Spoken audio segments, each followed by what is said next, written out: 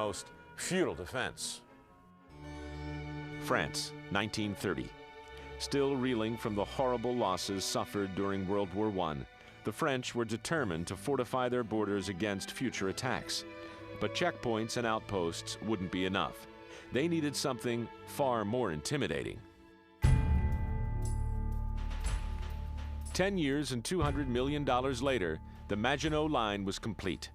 Named for War Minister André Maginot, it was a series of underground fortresses stretching 150 miles along the eastern border of France, from Belgium nearly all the way to Switzerland. They're underground cities, and they've got hospitals, they've got all kinds of things for men to live there for a long period of time, fast underground railroads to move people and supplies from one place to another. For its time, it's a little bit like the nuclear submarine. It's the edge of technology. Very impressive.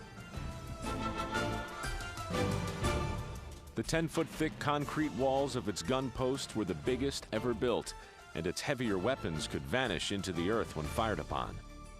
The Maginot Line was an imposing wall of firepower, one that any enemy would be foolish to attack.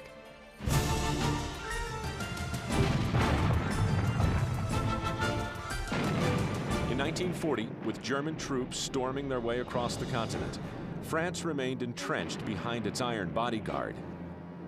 But the French had made a strategic error. Its seemingly impenetrable barrier simply wasn't long enough. The Germans exploited this short-sightedness, going around the Maginot Line by invading France through the Ardennes forest. The French had taken the Ardennes forest to be a natural barrier.